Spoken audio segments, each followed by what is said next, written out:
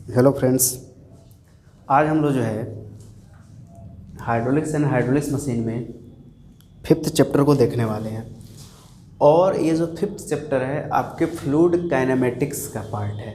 किसका पार्ट है? Fluid kinematics का। अभी तक हम जितना जो है लेक्चर देखे हैं वो सब जो है फ्लूइड स्टैटिक्स का पार्ट था। अब फ्लूइड काइनेमेटिक्स का पार्ट है तो मैंने बताया भी था आप लोगों को कि काइनेमेटिक्स का मतलब होता है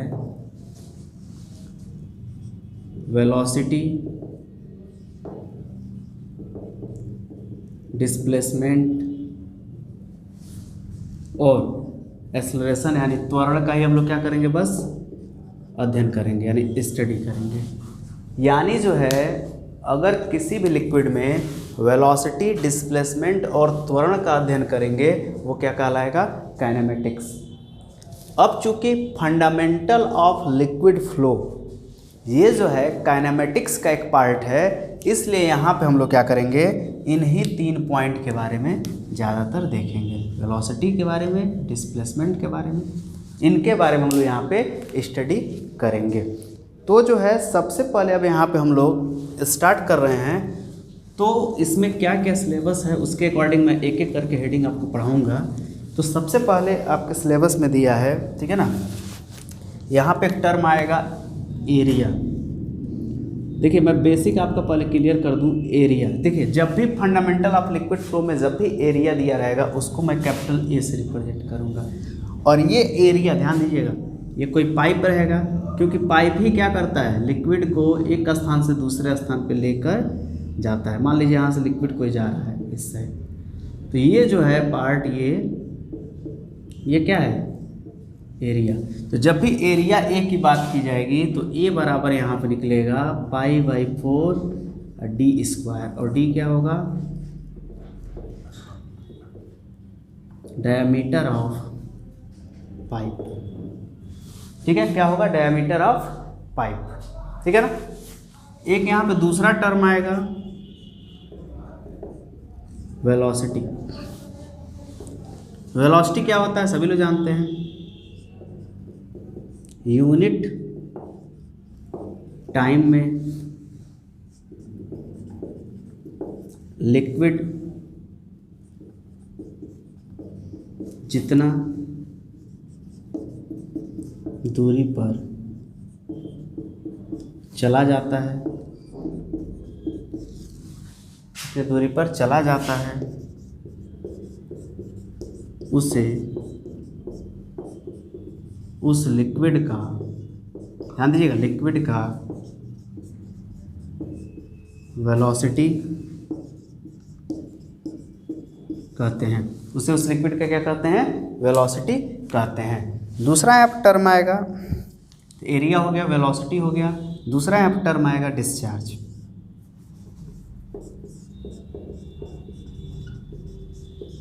डिस्चार्ज हिंदी होगा इसका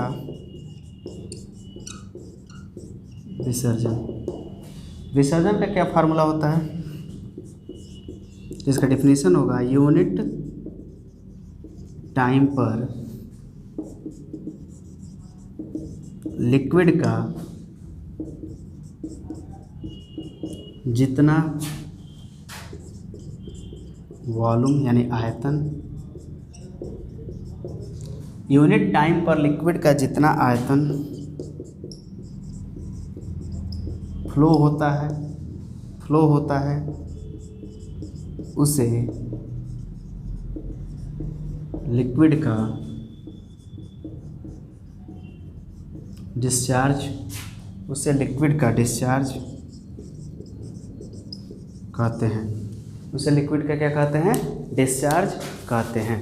तो यानी एक चीज़ आप समझ गए, एरिया बात, वेलोसिटी आप सभी लोग जानते थे। डिस्चार्ज का मतलब क्या हुआ कि यूनिट टाइम में, ठीक है ना, यूनिट टाइम पर लिक्विड का जितना वॉल्यूम फ्लो होता है उसे लिक्विड का क्या कहते हैं? डिस्चार्ज कहते हैं। अब आइए थोड़ा मैं यहाँ देखता हूँ। एरिया चूँकि यहाँ पे ए है, मान लीजिए लिक्विड जो है यहाँ से यहाँ तक फ्लो करेगा, तो अगर देखा जाए तो इसमें जो लिक्विड फ्लो कर रहा है उसकी वेलोसिटी कितनी है? मान लीजिए v है।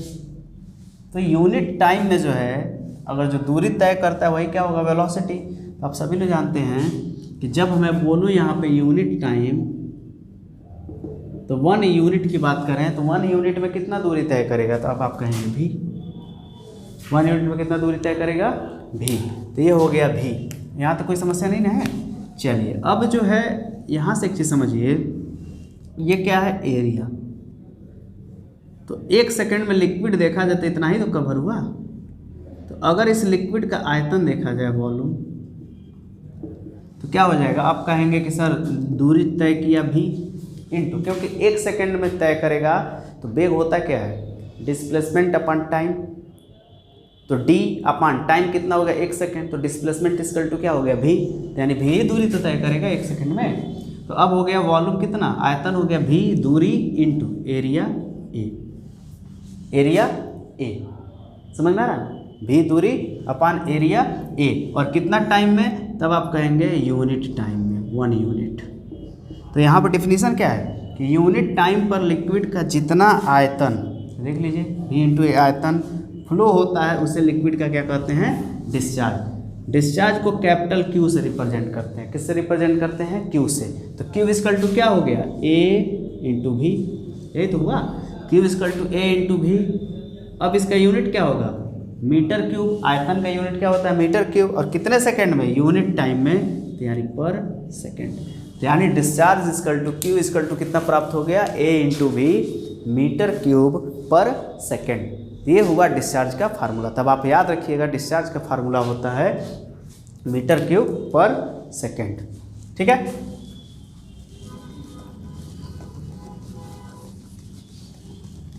साथ ही साथ लिखते चलिए, सही रहेगा आप लोग के लिए। ठीक है, अब मान लीजिए अब आपसे कोई पूछे कि डिस्चार्ज का फार्मूला जो है बताइए, तो इतने पॉइंट आपको लिखने पड़ेंगे। ठीक है, चलिए अब जो मैं यहाँ पे आपको बताने वाला हूँ, हम लोग बोलेंगे आपके फ्लो कितने प्रकार से हो सकते हैं। ठीक है ना, उसके बारे में देखेंगे। तो उससे पहले कुछ पॉइंट्स को और हम लोग देखेंगे, तब वहाँ पहुँचेंगे तो आपको अच्छे से समझ में आएगा। चलिए आगे बढ़ते हैं हम लोग। अब यहाँ पे मैं एक टर्म लिख रहा हूँ आर, कैपिटल आर। देखिए कैपिटल आर है क्या, ठीक है ना, ठीक है ना, कैपिटल आर है क्या, it is set of fluid properties. यानी जो फ्लूइड की प्रॉपर्टीज हम लोग पढ़े थे, फ्लूइड की प्रॉपर्टीज आपको पीछे पढ़ाया गया था, जिसमें क्या क्या था, जिसमें आप लोग पढ़े थे सरफेस टेंशन हो गया, ठीक है ना, वेलोसिटी हो गया, त्वरण हो गया, ये सब सारे जो है आप लोग फंक्शन पढ़े थे। तो मैं जो है आर क्या मान रहा हूँ, it is the set of fluid properties, लेकिन सिर्फ एक को छोड़ के मैं भी मान लिया, it is velocity of fluid. मैं भी इसलिए अलग कर ले रहा हूँ कि अलग से हमको इसको कैटेगराइज करना पड़ेगा। ठीक है, चलिए अब ध्यान दीजिएगा, आर क्या है, जितने प्रकार के फ्लूइड प्रॉपर्टीज है, जैसे विस्कोसिटी हो गया, सरफेस टेंशन हो गया, उसके अलावा कंप्रेसिबिलिटी हो गया, डेंसिटी हो गया, ये सब जितने पढ़ाए गए थे आपके प्रॉपर्टीज, ये सब इसमें आ गए। बस इसमें एक प्रॉपर्टीज नहीं आ रहा है, वो कौन सा, वेलोसिटी। तो वेलोसिटी क्या होगा, it is the velocity of flow, मैं अलग से लिखा हूँ। आर क्या है, जितने फ्लूइड प्रॉपर्टीज हैं सारे इसमें है। आर वो सेट है, यानी समूह है। ठीक है, अब जो है ये 2 पॉइंट आपको याद रखना है। अब इस 2 पॉइंट के अकॉर्डिंग जो है आपके सिलेबस का जो मैं नेक्स्ट लेक्चर पढ़ाने वाला हूँ, ठीक है ना, उस सिलेबस का जो नेक्स्ट टॉपिक है आपका वो है टाइप्स ऑफ फ्लो। तो हेडिंग डालिए टाइप्स ऑफ फ्लो,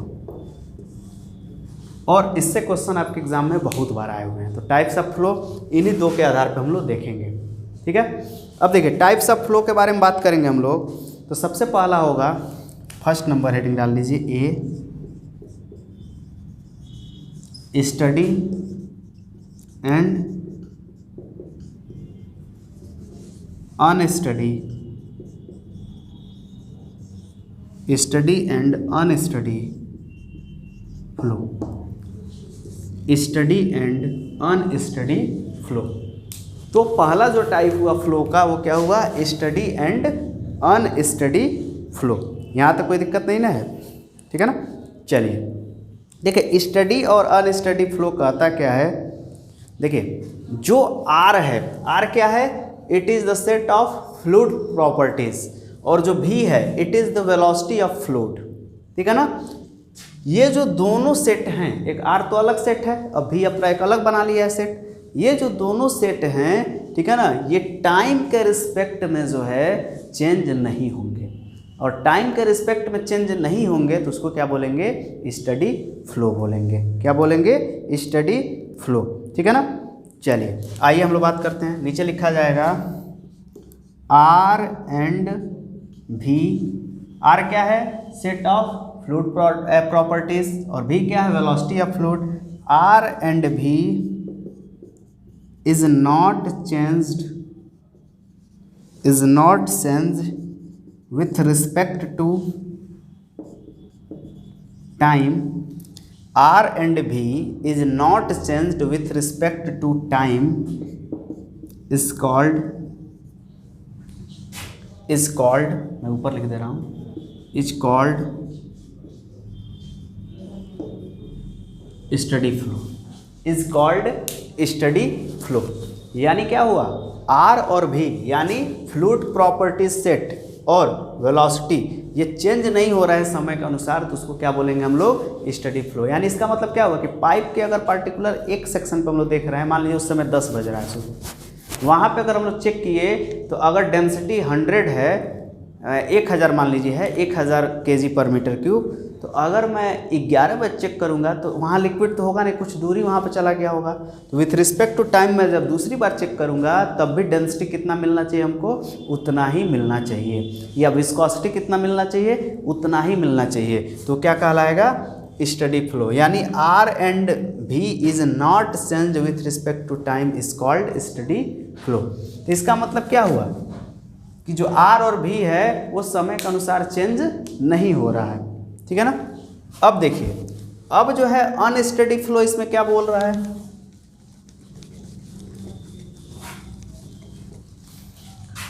अब दूसरा पॉइंट यहां लिखेंगे, are and V is changed with respect to time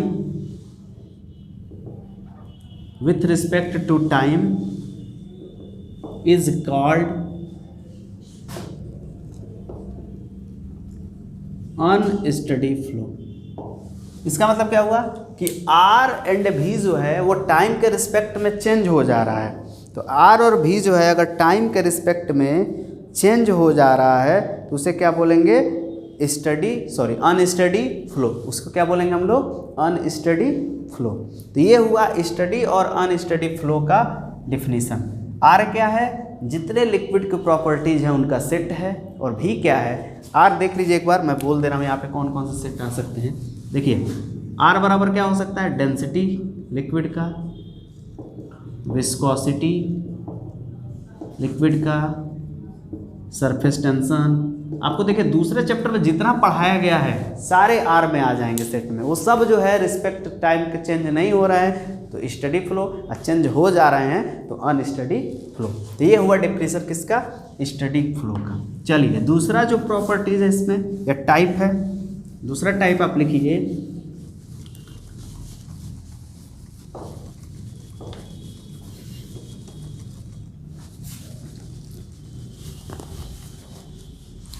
अब टाइप्स ऑफ फ्लो में दूसरा जो टाइप है आपका ये है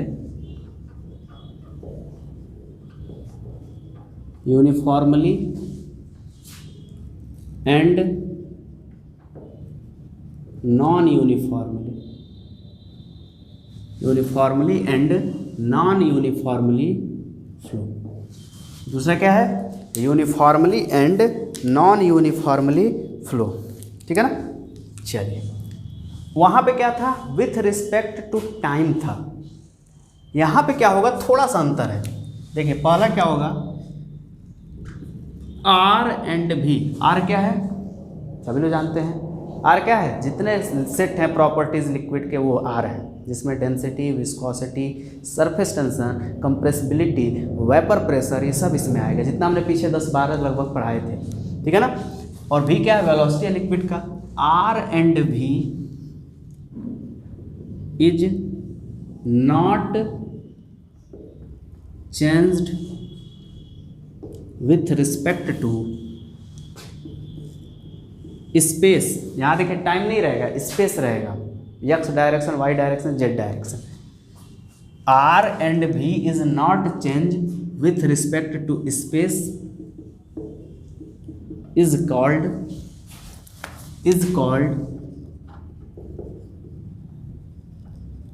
यूनिफॉर्मली फ्लो। यानी इस बार जो है आर और भी क्या है, ये जो है विथ रिस्पेक्ट टू चेंज किसके, स्पेस के अकॉर्डिंग चेंज नहीं हो रहे हैं, ठीक है ना, तो वो क्या कहलाएगा, यूनिफॉर्मली फ्लो। अगर टाइम के अनुसार चेंज नहीं हो रहे हैं तो क्या कहलाएगा, स्टडी फ्लो। अब चलिए दूसरा, यहाँ देखिए R and V is change with respect to space is called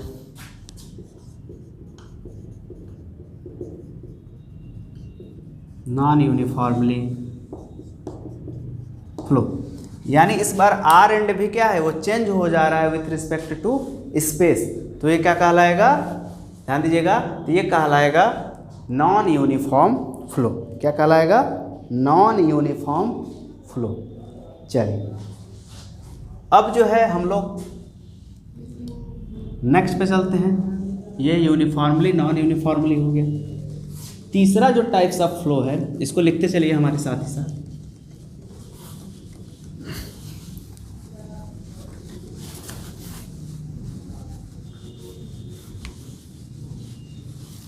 तीसरा जो टाइप है इसमें वो है स्टडी एंड यूनिफॉर्म फ्लो, ठीक है ना। तीसरा क्या है टाइप, सी, वो है स्टडी एंड यूनिफॉर्म फ्लो। अब देखिए यहाँ पे स्टडी एंड यूनिफॉर्म फ्लो। देखिए स्टडी फ्लो में क्या बताया गया था, तो स्टडी फ्लो आपको मालूम है कि जो है स्टडी फ्लो में आपको मालूम है कि जो आर एंड भी है वो क्या है, इज नॉट चेंज्ड, ठीक है ना, विथ रिस्पेक्ट टू टाइम। और यूनिफॉर्म फ्लो में आपको मालूम है कि R and V is not changed with respect to space. यानी अगर यहाँ से देखें तो आप ये बताएंगे कि सर इस बार दोनों एक साथ दे दिए, इसका मतलब क्या है, आर और भी जो है ना टाइम के अकॉर्डिंग चेंज हो रहा है ना ही स्पेस के अकॉर्डिंग। यानी इसका डिफिनीशन बनेगा, if R and V, if R and V is not changed, R and V is not changed with respect to time and space is called steady flow। दूसरा क्या बनेगा, if R and V is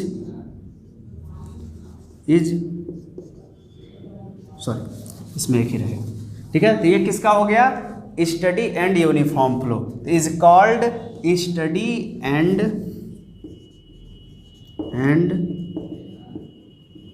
uniform flow.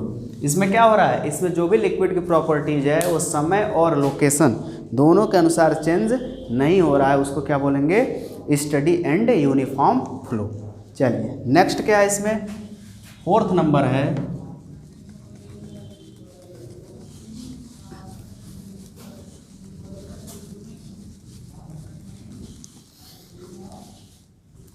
अब fourth number की बात करें तो fourth number क्या होगा इसमें, डी। तो डी नंबर होगा unsteady and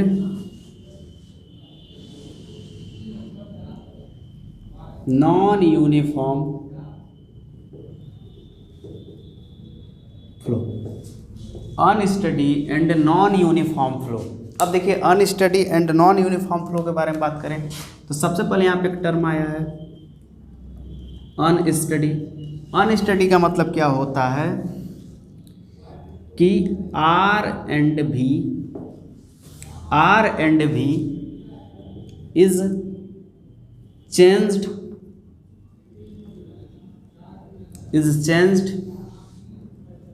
with respect to time, R and V is changed with respect to time। और दूसरा यहाँ पर टर्म आया है नॉन यूनिफॉर्म। इसका मतलब होता है R and V is changed with respect to space, with respect to space. ठीक है, तो अब इन दोनों को मिलाने के बाद क्या बनेगा, तो आप कहेंगे कि if R and V is changed with respect to time and space is called unsteady and non uniform flow। तो यानी यदि R और V क्या है, वो चेंज्ड हो जा रहा है किसके, टाइम और स्पेस के अकॉर्डिंग, तो वो क्या कहलाएगा, अनस्टडी एंड नॉन यूनिफॉर्म। कुछ लोग सोच रहे हैं सर हिंदी में क्यों नहीं लिखवा रहे। देखिए अगर मैं हिंदी में लिखवाऊंगा तो बहुत ज़्यादा कन्फ्यूजन होता है इसमें और आप क्वेश्चन का आंसर गलत करके आ जाएंगे। तो आप देखिए उतना कोई हैवी इंग्लिश भी नहीं है, इतना मैनेज कर सकते हैं आप लोग। ठीक है, तो हम लोग जो है फोर्थ नंबर देखें unsteady and non uniform flow. अब जो है इसके बाद हम लोग नेक्स्ट बढ़ने वाले हैं, फिफ्थ नंबर की बात करें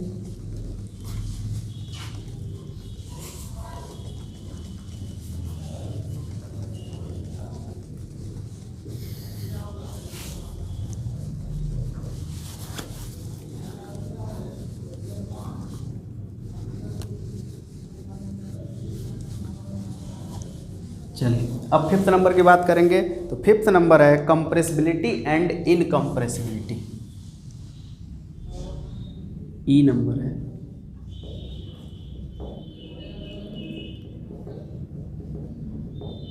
कंप्रेसिबिलिटी एंड इनकम्प्रेसिबिलिटी।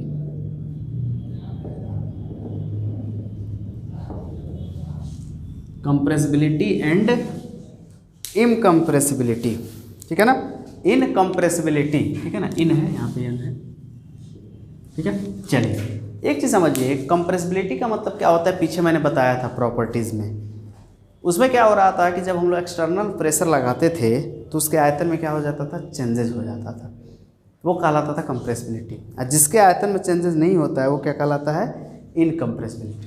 तो नीचे पहले लिखिए कंप्रेसिबिलिटी में,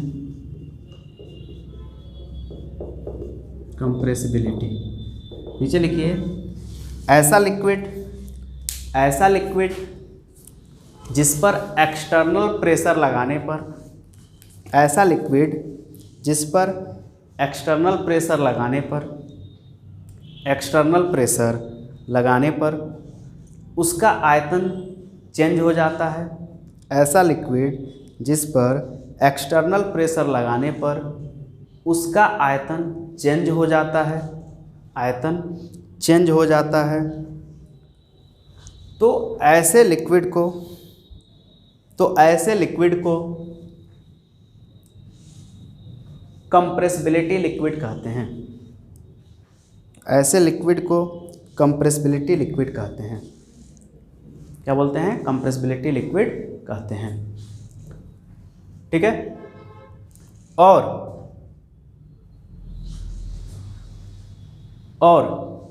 इस टाइप के फ्लो को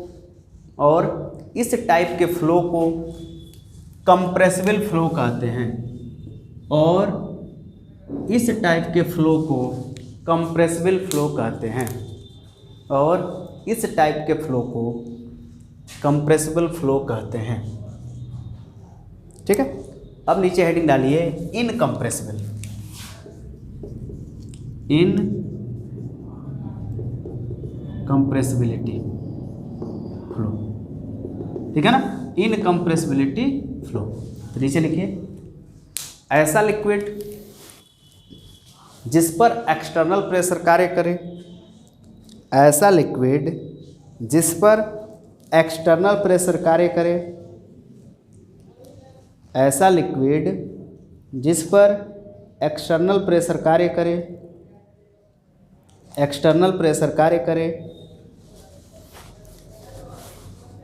एक्सटर्नल प्रेशर कार्य करे तो लिक्विड का आयतन चेंज नहीं होता है। तो लिक्विड का आयतन चेंज नहीं होता है। आयतन चेंज नहीं होता है। तो ऐसे फ्लो को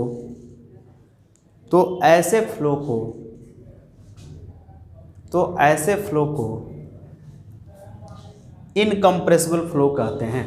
तो ऐसे फ्लो को इनकम्प्रेसिबल फ्लो कहते हैं।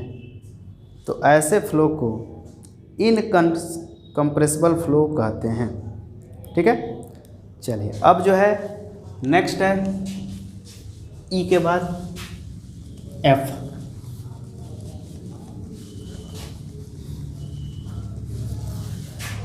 एफ क्या है? ये है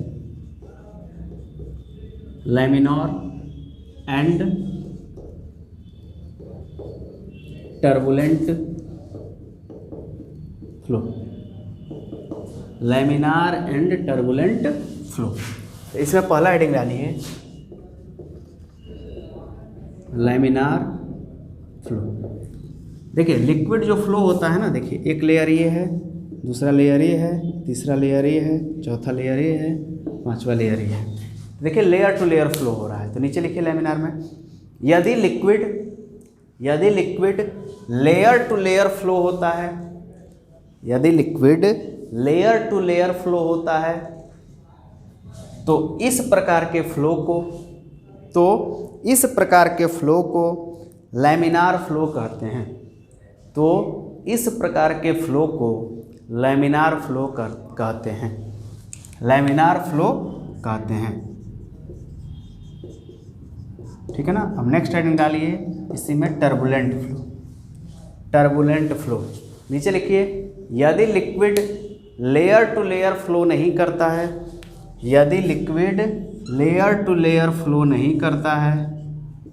यदि liquid layer to layer flow नहीं करता है तो इस प्रकार के फ्लो को, यदि liquid layer to layer flow नहीं करता है तो इस प्रकार के फ्लो को टर्बुलेंट फ्लो कहते हैं। तो इस प्रकार के फ्लो को टर्बुलेंट फ्लो कहते हैं। ठीक है, टर्बुलेंट फ्लो कहते हैं। ठीक है। अब हेडिंग डालिए,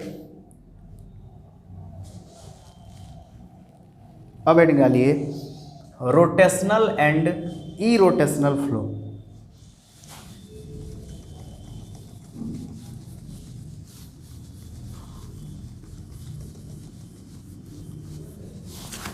अब जो है हम लोग 7th नंबर पे हैं जी।